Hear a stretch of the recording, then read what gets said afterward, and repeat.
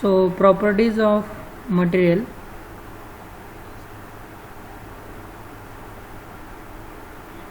Properties of matter and non destructive testing हे आपलं first unit आहे.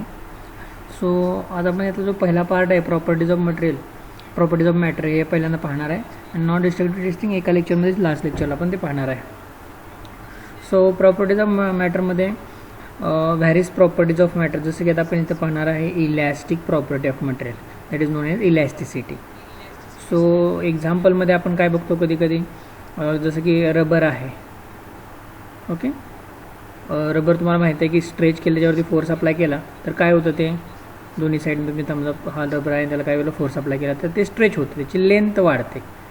सो याला काय म्हणतो आपण डेली रुटीनमध्ये की this is a elastic material. Okay, due to applied force याची लेंथ चेंज होते. म्हणजे ज्यावेळेला आपण याचा काय करतो की फोर्स काढून टाकला तर काय होणार आहे, तो रबर आहे तो त्याच्या ओरिजिनल शेप आणि साईजला येणार आहे. सो अप्लाइड फोर्समुळे काय झालं तर स्ट्रेचिंग झालं आणि ॲज सून ॲज तुम्ही हा फोर्स रिमूव्ह केला, सोडून दिला, त्यावेळी काय होणार आहे ते त्याच्या ओरिजिनल साईज आणि शेपला येणार आहे. ओके, सो ही जी प्रॉपर्टी आहे that property is known as elasticity. So आपण काय करूया की एक्झाम्पल म्हणून आता याचं ॲटॉमिक लेवलला कसं असतं, इलॅस्टिसिटी कशा प्रकारे डिफाईन केलं जातं त्यासाठी आपण एक एक्झाम्पल घेऊया. त्यासाठी आपण घेणार आहे एक आपल्या तुमच्या कंपास बॉक्समध्ये इरेझर असतो तो घेणार आहे आपण. Okay, so this is a eraser. So याला आपण झूम करून बघितलं तर ॲटॉमिक लेवलला कसं असणार आहे, ॲटॉमिक लेवलला दिस मटेरियल रबर आहे किंवा कोणतंही मटेरियल घेतलं तर which is made up of atom, molecule and nuclei. Okay, so आणि त्याच्यामध्ये एक रेग्युलर पिरियॉडिक अरेंजमेंट असते. सो त्या रेग्युलर पिरियॉडिक अरेंजमेंटला आपण काय म्हणतो, अरेंजमेंटला म्हणतो क्रिस्टल स्ट्रक्चर. अशी 3 डायमेन्शनल अरेंजमेंट असते, तुम्ही ती इमॅजिन करायची. ओके, इथं आपण आता पेपरवरती 2 डायमेन्शन दाखवते पण फ्रंटला देन बॅकला अशा प्रकारे ॲटॉमिक अरेंजमेंट असणार आहे, 3 डायमेन्शनल अरेंजमेंट असणार आहे. सो ही जी अरेंजमेंट आहे रेग्युलर पिरियॉडिक याला क्रिस्टल स्ट्रक्चर म्हणतात आणि याचे 7 टाईप्स आहेत, 7 टाईप्स ऑफ क्रिस्टल स्ट्रक्चर. तुम्ही केमिस्ट्रीत शिकला पण असाल, जसं की क्युबिक आहे, rhombohedral, hexagonal, body centre, face centre, अशा प्रकारचे various 7 types of crystal structure system आहेत. किंवा दुसरं आहे की त्याच्यामध्ये अरेंजमेंट कोणतीही प्रकारची नाही तर त्याच्याला काय म्हणतात की ॲमॉर्फस मटेरियल्स. सो अशा प्रकारे याची रबरच्यामध्ये पण अशा ॲटम, मॉलिक्यूल, न्यूक्लिया असते. 3 डायमेन्शनल तुम्ही इमॅजिन करायचे. सो त्यामधला ईच अँड एव्हरी ॲटम आहे तो कसा जॉईन केला आहे बाय सम बॉन्ड. तो बॉन्ड कोणत्या प्रकारचा असणार आहे, आयदर तो आयनिक असेल किंवा कोव्हॅलंट असेल किंवा मेटॅलिक बॉन्डिंग असेल. So each and every molecule bind with other atom, each and every atom bind with other atom by bonding either ionic or covalent. So हे जे बॉन्डिंग आहे, मी आता डायटॉमिक मॉलिक्यूल म्हणून या 2च ॲटमचा आहे तो मी सेपरेट काढतो. ओके, अजून झूम केला आपण स्ट्रक्चर आणि सेपरेट केले. ह्यामधला जो बॉन्ड आहे तो आपण कशाने दाखवणार आहे, तो आपण दाखवणार आहे का स्प्रिंग. म्हणजे कोणतेही जे ॲटम्स आहेत त्याच्यामधलं जे बॉन्डिंग आहे ते कशा प्रकारचं असतं, ते प्रकारचं असतं आयनिक किंवा कोव्हॅलंट बॉन्डिंग.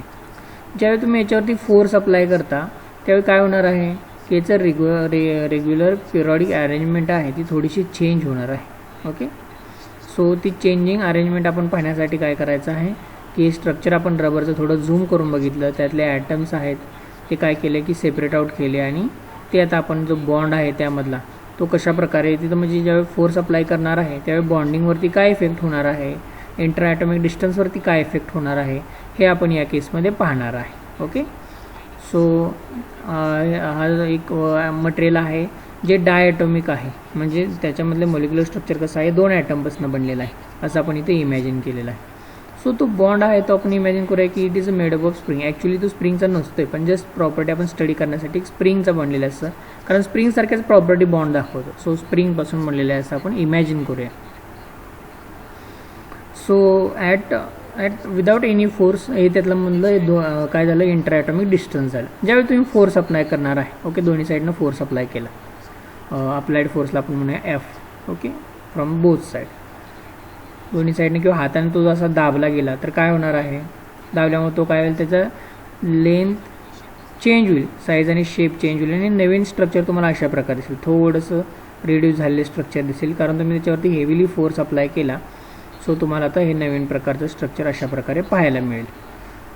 कारण फोर्स अप्लाय केल्यामुळे काय झालं, याची लेंथ झाली. आता इथं तेच ॲटॉमिक लेवलला काय होईल, सगळे ॲटम यामधले काय होतील, कॉम्प्रेस होतील. आणि तुम्हाला काय होईल, कॉम्प्रेस झालेले ॲटम, सगळे ॲटम कॉम्प्रेस होतील, त्यामधलं डिस्टन्स काय होणार आहे, डिस्टन्स आहे ते कमी कमी होणार आहे.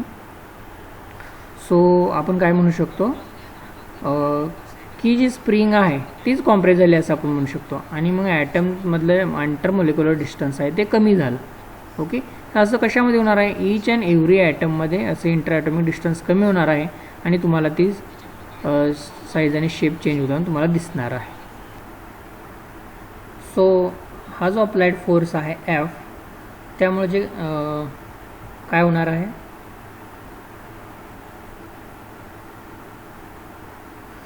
सो अप्लाइड फोर्समुळे त्याचं साईज आणि शेप चेंज होणार आहे. सो जो हा अप्लाइड फोर्स आहे त्यालाच काय म्हटलं जातं, डिफॉर्मिंग फोर्ससुद्धा म्हटलं जातं, डिफॉर्मिंग फोर्स. ओके, हा जो आता वर्ड आलेला आहे डिफॉर्मिंग.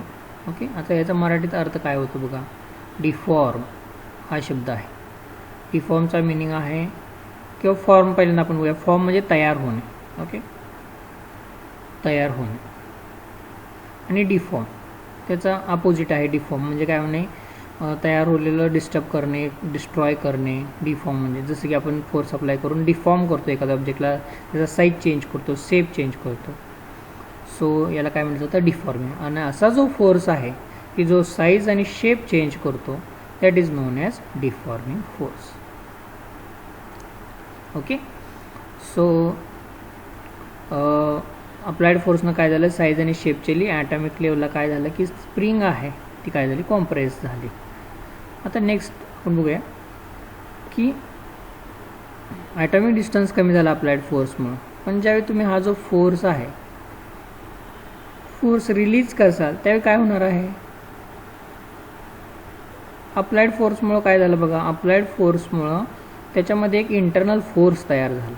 ओके, तुम्ही ज्यावेळी तुम्ही हा अप्लाइड फोर्स अप्लाय करता त्यावेळी काय होतं की साईज आणि शेप चेंज होते. ज्यावेळी तुम्ही हा फोर्स रिलीज करता त्यावेळी काय होतं की तो ओरिजिनल शेप आणि साईज रिगेन करते. कशामुळं, त्याच्यामध्ये आतमध्ये एक फोर्स तयार होतो. अप्लाइड फोर्स अप्लाय केल्याबरोबर काय होतं की त्याच्यामध्ये एक ताण तयार होतो. ओके, स्ट्रेन तयार होते. आणि तो जो ताण आहे तो काय करतो की ओरिजिनल शेप आणि साईज रिगेन करायला हेल्प करतो. ओके, सो ज्यावेळी हा आपण एक्सटर्नल फोर्स अप्लाइड करतो त्याच वेळी असा एक इंटरनल फोर्स तयार होतो. ओके, सो जो एक्सटर्नल डिफॉर्मिंग फोर्स आहे तो काढून टाकल्याबरोबर एक इंटरनल फोर्स आहे, that is known as internal restoring force. Okay, internal restoring force हा काय करतो, दोन्ही फोर्स आहेत. सो हा इंटरनल रिस्टोरिंग फोर्स काय करतो, साईज आणि शेप रिगेन करायला हेल्प करतो. रिस्टोर हा शब्दाचा अर्थ आहे पुनर्स्थापित करणे. ओके, सो हा इंटरनल रिस्टोरिंग फोर्स काय करेल की डिफॉर्मिंग फोर्सच्या एक्झॅक्टली अपोजिट आहे. सो हा डिफॉर्मिंग फोर्स कसा आहे, एक्सटर्नल आहे. आणि रिस्टोरिंग फोर्स कसा आहे, आतमध्ये तयार होतो. कशामुळं की तुम्ही डिफॉर्मिंग फोर्स अप्लाय करता, स्प्रिंग कॉम्प्रेस करता किंवा स्ट्रेच करता, त्यामुळं हा आतमध्ये तयार होतो. That is known as a internal. हा इंटरनल आहे. So internal restoring force. So next काय बघणार आहे आता आपण, the properties of materials according to their changing size and shape. जसे की पहिले आहे मटेरियल आहेत इलॅस्टिक मटेरियल्स. तर इलॅस्टिक मटेरियल्स कुणाला म्हणायचं की ज्यावेळी फोर्स आपण अप्लाय करतो त्याची साईज आणि शेप चेंज होईल. ज्यावेळी फोर्स काढून टाकला आपण तर तो साईज आणि शेप रिगेन करतील असे जे मटेरियल्स आहेत त्यांना आपण म्हणतो इलॅस्टिक मटेरियल. ओके, ओके, यामध्ये एक्झाम्पलमध्ये ऑल मेटल्स आहेत. देन काय आहे, एक्झाम्पल्समध्ये रबर आहे. देन स्प्रिंग, आपण आत्ताच एक्झाम्पल घेतलं, स्प्रिंग आहे, जे काय करतील साईज आणि शेप रिगेन करतील. पण स्प्रिंग कशी, विदिन इलॅस्टिक लिमिट, काही लिमिटपर्यंतच हे ॲप्लिकेबल होणार आहे. कारण खूपच जास्त तुम्ही फोर्स अप्लाय केला तर स्प्रिंग कशाची बनलेली आहे, वायरची बनलेली. खूप जास्त फोर्स केला तर एवढी स्ट्रेच होईल की त्याची परत वायरमध्ये रूपांतर होईल. सो काही ठराविक लिमिटपर्यंत स्प्रिंग इलॅस्टिक आहे. सो अशी जी प्रॉपर्टी आहे की ज्याच्यानं साईज आणि शेप रिगेन करतो, that property is known as elasticity. Okay, the property bye virtue of which material regain its original size and shape after removal of deforming force, that property is known as elasticity. Okay, this is the first type. Second type is the plastic materials. आता हे ordinary आपण लँग्वेजमधलं plastic use करतो, तर त्याचा याचा वेगळा आहे. थोडे फिजिक्समध्ये प्लॅस्टिक वेगळ्या अर्थानं वापरलं जातं. प्लॅस्टिसिटी म्हणजे काय की ज्याचा after applying deforming force apply केल्यानंतर काय होतं की त्याचा साईज आणि शेप परमनंटली चेंज होतो. ओके, परमनंट साईज आणि शेप चेंज होतो. एक्झाम्पलमध्ये आपण काय म्हणू शकतो, एक्झाम्पल आहे मड, चिखल. त्याच्यावर चिखलाचा गोळा घेतला आणि तुम्ही त्याच्यावरती फोर्स अप्लाय केला तर त्या काय होणार आहे की चेंज होणार. एक्झाम्पलमध्ये याचे आहे क्ले, जसं की क्ले वापरत्यामध्ये बिल्डिंगमध्ये. मड म्हणजे चिखल वापरला जातो. किंवा सिम्पल एक्झाम्पल, तुम्ही चपात्यासाठी कणकेचा गोळा बनवता, चपाती बनवण्यासाठी, पोळी बनवण्यासाठी, आणि त्याच्यावरती जर फोर्स अप्लाय केला तर काय होतं की त्याचा साईज आणि शेप चेंज होतो, परमनंटली चेंज होतो. तो परत after removal of deforming force तो परत रिगेन करत नाही ओरिजिनल शेप आणि साईज. त्याला काय म्हटलं जातं, प्लॅस्टिक मटेरियल. अशी जी प्रॉपर्टी आहे that known as plasticity. Third type is rigid materials. Okay, rigid material कोणाला म्हणायचं, जी प्रॉपर्टी रिजिडिटी आहे त्याला कोणाला म्हणायचं की तुम्ही खूप जास्त डिफॉर्मिंग फोर्स अप्लाय केल्यानंतरही ज्याचं साईज आणि शेप चेंज होत नाही, that known as a rigid materials. For example स्टोनवरती खूप जास्त फोर्स अप्लाय केला तरी त्याचे लेंथ आणि साईज आणि शेप असं काही चेंज होत नाही.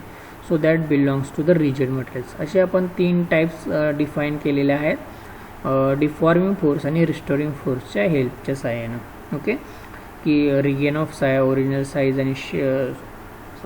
आणि शेप किंवा डिफॉर्मिंग फोर्स आणि रिस्टोरिंग फोर्सच्या सहाय्यानं. ओके, पहिला आहे इलॅस्टिक, दुसरा आहे प्लॅस्टिक आणि थर्ड म्हणजे rigid materials.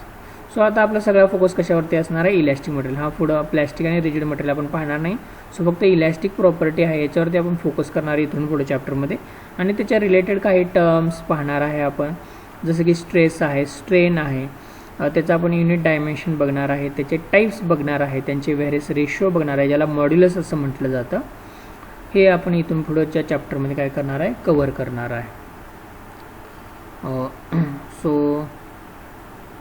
So first is a stress. Stress म्हणजे काय आणि त्याची डेफिनेशन काय, त्याचे टाईप्स काय. आणि दुसरा जो पॅरलली आपण बघणार आहे स्ट्रेन. ओके, त्याचे टाईप्स, त्याचे डेफिनेशन, युनिट्स, डायमेन्शन्स हे सगळं आपण बघणार आहे.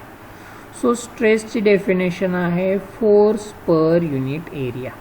Okay, force per unit area. आणि स्ट्रेनचं काय आहे definition, change in dimension to the original dimension. Change in dimension divided by original dimension. Okay, so आता स्ट्रेस आणि स्ट्रेनचे ईचचे कसे आहेत, 3 पार्ट होतात. स्ट्रेस हा कसा आहे, प्रायमरी इफेक्ट आहे फर्स्ट, आणि स्ट्रेन हा सेकंडरी इफेक्ट आहे. म्हणजे आपण फोर्स अप्लाय करतो आणि देन त्याचा साईज आणि शेप किंवा डायमेन्शन चेंज होतात. डायमेन्शन इथे या अर्थानं वापरलेलं आहे की कोणतं फिजिकल पॅरामीटर चेंज होतं आहे, लेंथ चेंज होते, त्याचं व्हॉल्यूम चेंज होते का, त्याच्यामध्ये ट्विस्ट निर्माण होतं आहे, या अर्थानं डायमेन्शन असं वापरलेलं आहे. फॉर एक्झाम्पल लेंथ चेंज झाली तर आपण मला change in length to the original length. Okay, so त्याचे टाईप्स याच्यावरूनच त्या डायमेन्शनवरून डिफाईन आहेत. सो स्ट्रेस आणि स्ट्रेच ईचचे कसे आहेत, 3 टाईप्स आहेत depending upon the dimension change. जसं की आपण फोर्स अप्लाय केल्यानंतर मटेरियलचे डायमेन्शन चेंज होणार आहेत. काही केसमध्ये आपण बघणार आहे की लेंथ चेंज होते आहे, काही केसमध्ये आपण बघणार आहे की व्हॉल्यूम चेंज होते अप्लाइड फोर्समुळं, आणि काही केसमध्ये बघणार आहे की ट्विस्ट त्याच्यामध्ये जनरेट होत आहे, म्हणजे पिळली जाते वायर किंवा कोणतंही मटेरियल आहे. ओके, हा जो फोर्स आहे स्ट्रेसमधला that is applied force. Okay, आणि अप्लाइड फोर्समुळं काय होतं की स्ट्रेन जनरेट होतो आणि डायमेन्शन चेंज होतो. सो स्ट्रेन कसा आहे, स्ट्रेन हा सेकंडरी इफेक्ट आहे आणि स्ट्रेस कसा आहे, प्रायमरी इफेक्ट आहे. स्ट्रेन हा त्याचा इफेक्ट आहे. स्ट्रेस कसा आहे, अप्लाइड म्हणजे बाहेरून आपण काहीतरी करतो आणि त्याच्यामध्ये इंटरनली स्ट्रेन जनरेट होतो. ओके, सो त्याचे जर 3 टाईप आपण बघणार आहे. फर्स्ट टाईप आहे लॉन्जिट्युडिनल किंवा टेन्साईल असंही म्हटलं जातं, टेन्साईल स्ट्रेस. ओके, सो लॉन्जिट्युडिनलचा मिनिंग आहे लेंथ वाईज. स्ट्रेनमध्ये त्याचा टाईप आहे लॉन्जिट्युडिनल स्ट्रेन किंवा टेन्साईल स्ट्रेन. ओके, लॉन्जिट्युडिनलचा मिनिंग आहे की लेंथशी डिपेंडंट, लेंथशी रिलेटेड. ओके, लेंथ, लॉन्जिट्युडिनलचा मिनिंग आहे लेंथ वाईज स्ट्रेस. सो हे समजण्यासाठी आपण काय करणार आहे, हे एक्झाम्पल घेणार आहे वायरचं. ओके, जसं की आपण ऑलरेडी बघितलेलं आहे. सिमिलरली आपण तिथे लिहिणार लॉन्जिट्युडनल स्ट्रेस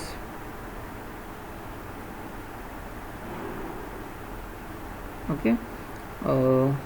सो आता आपण पाहणार आहे त्याचा फॉर्म्युला काय आहे. ओके, सो फॉर्म्युला पाहण्या अगोदर आपण याचं कशा प्रकारे लॉन्जिट्युडनल स्ट्रेन डिफाईन केलं जातं बघूया. त्यासाठी आपण एक वायर घेऊया which is attach to the fixed support.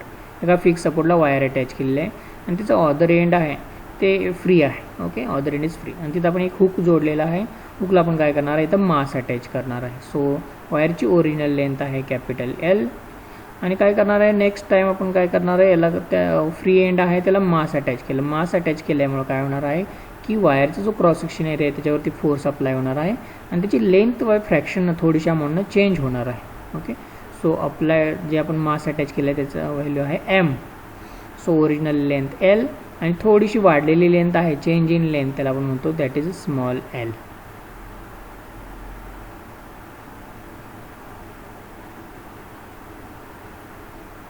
So stress is equal to force applied force. Force कोणामुळे ह्या मास अटॅच केल्यामुळे फोर्स अप्लाय झालेला आहे.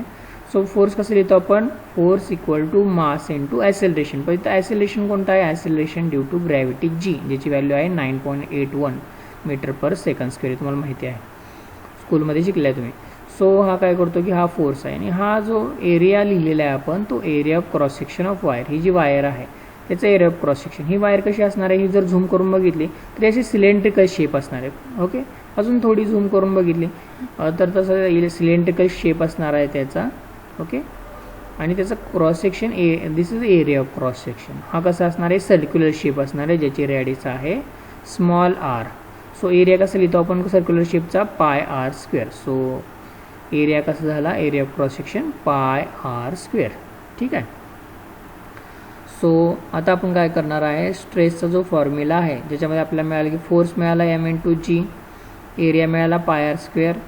So longitudinal stress equal to longitudinal stress equal to force applied force divide by area of cross section A. आता फोर्सची value आहे M into G आणि area of cross section πr². So this is a formula of longitudinal stress force per unit area. सो आपल्याला याचं unit लिहायचं आहे. Unit लिहिणं सिंपल आहे. फोर्सचं युनिट तुम्हाला माहिती आहे आणि एरियाचं युनिट. फोर्सचं युनिट आहे न्यूटन आणि एरियाचं युनिट आहे मीटर स्क्वेअर. ओके, सो हे असं लिहिलं जातं न्यूटन पर मीटर स्क्वेअर किंवा न्यूटन मीटर रेज टू -2 अशा प्रकारे लिहिलं जातं. सो आता नेक्स्ट आपल्याला काय करायचं आहे, याचं डायमेन्शन लिहायचं आहे. तुम्ही लास्ट सेमिस्टरमध्ये डायमेन्शन लिहिलं शिकला आहात तुम्ही. लेंथ, मास आणि टाईमच्या फॉर्ममध्ये डायमेन्शन लिहायचं आहे आपल्याला. सो डायमेन्शन कशाचं लिहायचं आपल्याला, फोर्स स्ट्रेसचं, force per unit area. So आपलं फोर्सचं डायमेन्शन ऑलरेडी तुम्हाला माहिती आहे 1 in mass 1 in length -2 in time आणि एरियाचं डायमेन्शन आहे 0 in mass 2 in length 0 in time. 2 in length कसं आलं, त्याचा मीटरचा स्क्वेअर म्हणजे लेंथ स्क्वेअर असते डिनॉमिनेटरमध्ये. सो तुम्हाला जर माहीत नसेल कॅल्क्युलेट करता येत नसेल फोर्सचं तर आपण ते सिम्प्लिफाय करायचं. Mass into acceleration, then acceleration equal to velocity by time आणि velocity equal to then distance by time. असं सिम्प्लिफाय करून तुम्ही ते फोर्सचं डायमेन्शन इझिली फाइंड आउट करू शकता. आता हे आपण थोडंसं सिम्प्लिफाय करूया. हे डिनॉमिनेटरचं वरती गेलं तर त्याला मायनस साईन होणार आहे. सो मास 0चा आहे डिनॉमिनेटरमध्ये. सो 1 इन मास. लेंथचं इथं ट्वाईस आहे ते वरती जाऊन मायनस होईल. सो 1 आणि -2. सो रिझल्टंट इज -1 आणि टाईमचं remain as -2. So this is the dimension of stress 1 in mass -1 in length -2 in time. Okay,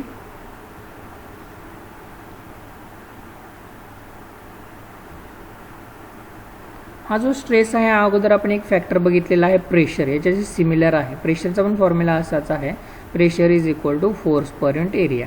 so pressure आणि स्ट्रेसचा फॉर्म्युला सेमच आहे, पण ह्या दोन टर्म यासाठी आहेत. प्रेशर हा जो टर्म आहे ते आपण लिक्विड आणि गॅसेस मटेरियलचे 3 टाईप आहेत, सॉलिड, गॅस आणि लिक्विड. सो प्रेशर ही टर्म कशासाठी वापरतो आपण, गॅस आणि लिक्विडसाठी वापरतो प्रेशर ही टर्म. आणि स्ट्रेस ही टर्म वापरणार आहे आपण कशासाठी वापरणार आहे, सॉलिडसाठी. सो स्ट्रेस ज्यावेळी फोर्स आणि अप्लाइड एरिया असणार आहे सॉलिड केसमध्ये त्यावेळी स्ट्रेस म्हणणार आहे आणि प्रेशर कधी म्हणणार आहे, लिक्विड आणि गॅसेस किंवा फ्लुइड म्हणतो आपण, जे फ्लो होऊ शकतात त्यांना फ्लुइड म्हणतो. फ्लुइड केसमध्ये प्रेशर यूज करणार आहे. सो प्रेशर आणि stress are the same things आणि त्याचं युनिट सेम आहे, डायमेन्शन सेम आहे. ओके. सो नेक्स्ट आपण वळूया लॉन्जिट्युडनल स्ट्रेनकडं. सो इफेक्ट काय झाला इथं बघा, अप्लाइड फोर्समुळे याची लेंथ चेंज झालेली आहे. सो आपण इथं लॉन्जिट्युडनल स्ट्रेन इक्वल टू असं म्हणणार आहे, लॉन्जिट्युडनल स्ट्रेन इक्वल टू, आणि आता आपलं फॉर्म्युला काय, change in dimension to the original dimension. कोणतं डायमेन्शन चेंज झालेलं आहे इथं, तर लेंथचं डायमेन्शन चेंज झालं आहे, त्यावरून याचं नाव आहे लॉन्जिट्युडनल स्ट्रेन. सो इथं आपण काय फॉर्म्युला लिहिणार आहे, कारण अप्लाइड फोर्समुळे लेंथ चेंज झाली. So change in length, dimension कोणतं आहे बघा, लेंथचं डायमेन्शन आहे, change in length to the original length. So original डायमेन्शनमध्ये काय लिहिणार, ओरिजिनल लेंथ. सो हा झाला लॉन्जिट्युडनल स्ट्रेनचा formula. So change in length किती आहे, चेंज इन लेंथ आहे स्मॉल एल, आणि ओरिजिनल लेंथ किती आहे, ओरिजिनल लेंथ आहे कॅपिटल एल. किंवा तुम्ही असं लिहू शकता की चेंज इन लेंथ कसं लिहू शकता, total length change in length minus original length, म्हणजे L plus L minus L. So हे झाले change in length, whole L plus L minus capital L झालं हे चेंज इन लेंथ. हे कॅन्सल होऊन जाईल आणि तुम्हाला मिळेल small L divided by L. So this is the formula for longitudinal strain. So आपल्याला याचं युनिट लिहायचं आहे. आता युनिट कसं लिहिता येईल बघा, युनिट आहे याचं वर लेंथचं आहे, डिनॉमिनेटरमध्ये पण लेंथचं आहे. So metre divided by metre, या लेंथचं पण युनिट आहे metre. So metre metre cancel होऊन जाईल आणि हे काय येईल, दिस इज अ युनिटलेस. याला युनिट कोणतंच नाही, सो याला आपण काय म्हणतो की युनिटलेस. जर युनिटच नसेल तर डायमेन्शन असतील का, कारण डायमेन्शनवरूनच आपण काय करतो, युनिटवरूनच डायमेन्शन फाइंड आउट करतो. सो याचं युनिटच नाही आहे तर डायमेन्शन पण असणार नाही आहे. सो याला काय म्हणतो आपण, this is a dimensionless factor. So longitudinal strain किंवा कोणत्याही प्रकारचा स्ट्रेन आहे तो डायमेन्शनलेस आहे, कारण त्याच्यामध्ये आपण काय म्हणतो, original dimension to the change in dimension to the original dimension. So strain is a unitless as well as dimensionless factor. So आता याचा आपण नेक्स्ट जो टाईप आहे स्ट्रेसचा, that is volumetric stress. Volumetric किंवा याला बुकमध्ये कॉम्प्रेन्सिव्ह स्ट्रेस असंही म्हटलेलं आहे. व्हॉल्युमेट्रिक स्ट्रेस. सिमिलरली स्ट्रेनचा पण आहे volumetric strain.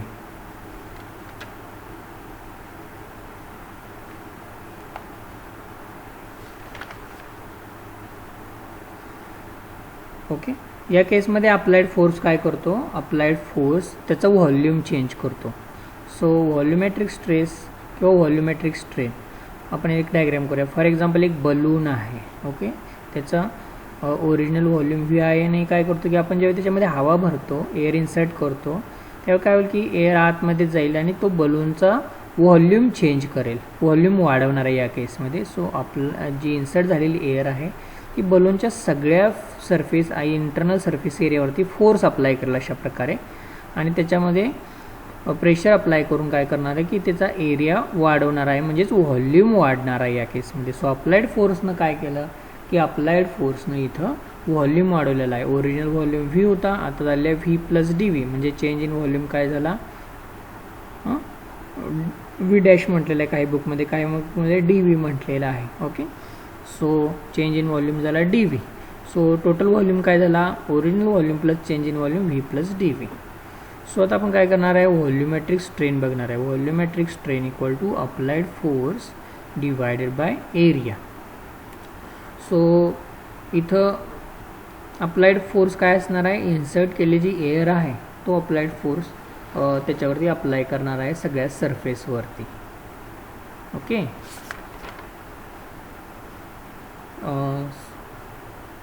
So surface area कोणता असणार आहे, सरफेस एरिया ऑफ बलून असणार आहे. सो याचं युनिट आहे same unit as a previous unit, newton per metre square, and dimension is same as a previous stress, that is 1 in length, 1 in mass, -1 in -2 in time. So all stress कोणताही stress असू देत मग तो volumetric stress किंवा tensile stress, the unit and dimensions are the same. Here volumetric स्ट्रेनमध्ये काय येणार आहे, चेंज इन डायमेन्शनमध्ये चेंज इन व्हॉल्यूम येणार आहे, आणि ओरिजिनल डायमेन्शनमध्ये येणार आहे original volume.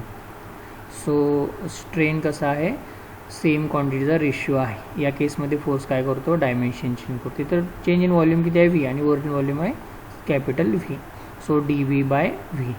Change in volume आहे dv आणि कॅपिटल जो ओरिजिनल व्हॉल्यूम आहे तो v आहे. इथं आहे युनिट काय आहे, याचं युनिटलेस आणि हा डायमेन्शनलेस आहे, कारण सेम थिंग आहे. व्हॉल्यूम डिवाइड बाय व्हॉल्यूम, त्याचं युनिट कॅन्सल होऊन जाईल, डायमेन्शन कॅन्सल होऊन जाईल. So unitless, dimensionless. So these are the two types of stress and strain. So third type is a shear stress. shearचा meaning आहे twist. Similarly here shear strain. बुकमध्ये काय केलेलं आहे की 3 वेगवेगळ्या पद्धतीने दिलेल्या आहेत. फर्स्ट 3 स्ट्रेस दिले आहेत, नंतर सेकंड. मी आता काय करतो आहे इथं सायमल्टेनियसली इथं घेतलेलं, सो तुम्हाला इझिली अंडरस्टँड होऊन जाईल. सो हे अंडरस्टँड करण्यासाठी एक 3 डायमेन्शनल स्ट्रक्चर इमॅजिन करा. फॉर एक्झाम्पल रबर आहे आणि त्याचा डाऊन साईडचा जो सरफेस एरिया आहे तो चिपकवलेला आहे, ओके, फिक्स केलेला आहे एक वुडन बोर्डवरती. Okay, this is a rubber आणि एका वुडन बोर्डवरती त्याचा जो खालचा सरफेस आहे तो चिपकवून टाकलेला आहे. आता नेक्स्ट केसमध्ये काय केलं आपण, हे बेटर अंडरस्टँडिंगसाठी आपण याला नावं देऊया ABCD EF G आणि H. सो त्यापैकी जो फ्रंट सरफेस आहे ABCD हा आता आपण इथं फक्त काढलेला आहे, बाकीचं आपण ड्रॉ केलेलं नाही ABCD. सो आपण काय करणार आहे, याच्यावरती टँजेन्शियल फोर्स अप्लाय करणार आहे. सो फोर्स अप्लाय केल्यामुळे काय होईल, फोर्स अप्लाय केल्यामुळे वरचा जो भाग आहे याचा तो थोडासा ट्विस्ट होईल. खालचा जो सरफेस कसा आहे तो फिक्स आहे, तो जागचा हलणार नाही. पण जो टोटल सरफेस कसा आहे, वरचा सरफेसवरती तुम्ही फोर्स अप्लाय केला तर थोडासा तो ट्विस्ट होईल. या ट्विस्टिंगलाच काय म्हणतात, शिअर म्हणतात. सो अप्लाइड फोर्समुळे काय होईल की ए आहे तो नवीन लोकेशनला जाईल, A' म्हणूया आपण त्याला, आणि बी आहे तोही त्याच्या नवीन लोकेशनला जाईल, त्याला आपण म्हणूया B', because of a tangential applied force. हे जे शिफ्टिंग आहे याला आपण म्हणूया थीटा. ओके, अँग्युलर शिफ्टिंग आहे. सो हिअर इज ऑल्सो काय असणार आहे, थीटा असणार आहे. सो हे जे शिफ्टिंग आहे याला काय म्हणतो आपण, शिअर. सो अप्लाइड फोर्समुळं याच्यामध्ये काय झालं, ट्विस्टिंग झालं. आता जो एरिया जो म्हणणार आहे आपण, तो एरिया कोणता आहे, तो फ्रंट साईडच्या एरियावरती आपण फोर्स अप्लाय केला. Okay, so this is applied force. Tangential म्हटले कारण आपण एकाच कोपऱ्यावरती मिडलला अप्लाय करत नाही आहे, एकाच कोपऱ्यावरती वरच्या साईडला अप्लाय करतो. सो याला म्हणतात tangential force. So shear stress is equal to force per unit area. Formula same आहे, फक्त आता इथं या केसमध्ये फोर्स कोणता आहे, tangential force, that is F. So tangential force is F. आणि एरिया कोणता घेणार आहे, एरिया घेणार आहे आपण. सो AEOD हा एरिया घेणार आहे. Okay, force upon area. So again याचं युनिट असणार आहे न्यूटन पर मीटर स्क्वेअर आणि डायमेन्शन काय असणार आहे, 1 in mass minus 1 in length minus 2 in time, same as all previous stress. So similarly आता आपण जाणार आहे शिअर स्ट्रेनमध्ये. स्ट्रेनमध्ये काय बघणार आहे की याचा इफेक्ट काय झाला अप्लाइड फोर्सचा, तर याच्यामध्ये थीटा एवढं ट्विस्ट झालं, थीटा एवढं अँग्युलर डिस्प्लेसमेंट झालं, त्याला आपण म्हणतो ट्विस्टिंग झालं, शिअर झालं. सो इथं आपण म्हणणार आहे शिअर स्ट्रेनचा जो फॉर्म्युला आहे, अगोदरचा फॉर्म्युला आपण कसं म्हटलं आहे, change in volume to the original volume. आणि या केसमध्ये किंवा change in dimension to the original dimension, या केसमध्ये म्हणणार आहे आपण lateral displacement of any layer divided by its length or its distance from fixed layer. Okay, कोणत्याही लेअरचा आपण ही लेअर घेणार आहे, AB ही लेअर घेतली, याचं डिस्प्लेसमेंट Aचं A' झालं. सो काय म्हणतो आपण, लॅटरल डिस्प्लेसमेंट A' एवढं झालं लॅटरल डिस्प्लेसमेंट. आणि A''चं डिस्टन्स फ्रॉम फिक्स रेंज काय असणार आहे, AD एवढे डिस्टन्स असणार आहे. सो काय असणार आहे, AD. सो A' काय आहे, फ्रंट साईड, AD काय आहे, adjacent side. So front side divided by adjacent side, हा काय झाला आहे, राईट अँगल ट्रायंगल झाला. A'AD हा राईट अँगल ट्रायंगल झाला. राईट अँगल ट्रायंगलमध्ये front side divide by adjacent side काय म्हणतो आपण ट्रिग्नोमेट्रिक भाषेमध्ये याला, tan theta. Okay, so theta हा मेजर केलेला आहे रॅडियनमध्ये, नॉट इन डिग्री, रॅडियनमध्ये मेजर केल्यानंतर. At very small theta tan theta equal to theta. Okay, हे तुम्ही कॅल्क्युलेटरवरून चेक करू शकता. ॲट व्हेरी स्मॉल अँगल, हे ॲप्रॉक्सिमेशन आहे. So this is a shear strain. Okay, so आपण सगळे तिन्ही टाईप बघितलेले आहेत. आता थीटा आहे तो कसा आहे, shear strain equal to shear नुसतं असे म्हटलं जातं आणि is equal to theta. Again this is काय असणार आहे, याचं युनिट काय, same thing, A dash length आहे, ए डी पण लेंथ आहे. So length divide by length unit cancel होऊन जाईल. So it is unitless. Unit नाही म्हटल्यावर याला डायमेन्शन पण नाही. So it's also dimensionless. Okay, हे तर झाले आपले 3 टाईप्स ऑफ स्ट्रेस आणि स्ट्रेन. ओके.